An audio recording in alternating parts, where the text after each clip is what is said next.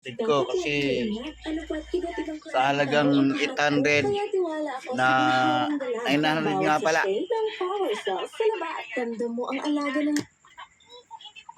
Naputulan ako ng kuryente. Grabe, no? Panggigipit na to eh. Para na tayong komunista dito sa Pilipinas. Isipin mo, 900. Eh, samantalang yung mga nakaraang bill ko eh. Nagbabayad ako ng 5,000. Tapos ngayon, 900. Hindi ko mababayaran kasi wala akong pera, wala akong trabaho. Grabe guys. Isipin mo, panggigipit yun eh. Hindi yung basta-basta eh. Parang mayroon silang kinikilingan tao eh. Alam ko naman kung sino may-ari niyan, hindi ko nasasabihin, ano? Sobrang panggigipit niya, kaya hindi dapat siyang ihalal. Dahil hindi siya karapat dapat maging ng mga koponan ng ating lipunan dito sa Pilipinas. So yun guys, kayo na humusga. 900 yung bill ko, isang resibo.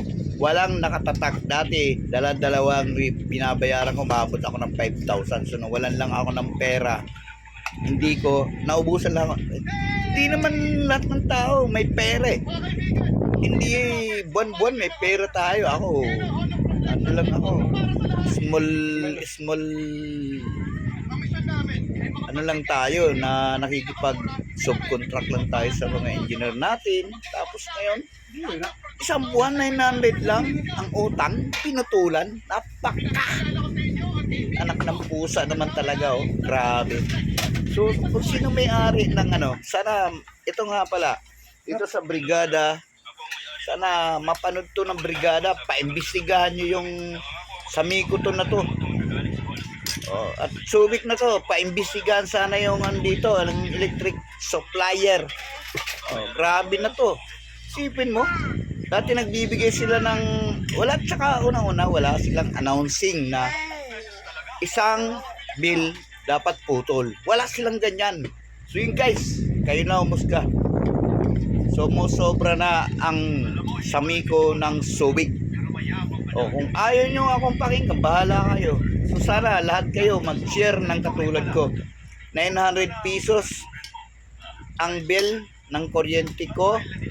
Isa pa lang ang resibo ko, pinutulan ako, di ba? O, hinihintay ko yung pangalawang bill para magbayad ako kasi yung pangalawang bill, meron na akong project nun, meron na akong pera nun. So yun guys, maraming salamat. Kayo na humusga. Samiko to ng Subic, Sambales. Sana makarating to sa brigada at saka kay Mayor o kay Jay. Alam nyo na yan, hindi ko na papangalanan. So maraming salamat. Harapin nyo ako, haharapin ko din kayo. Salamat. I love you all.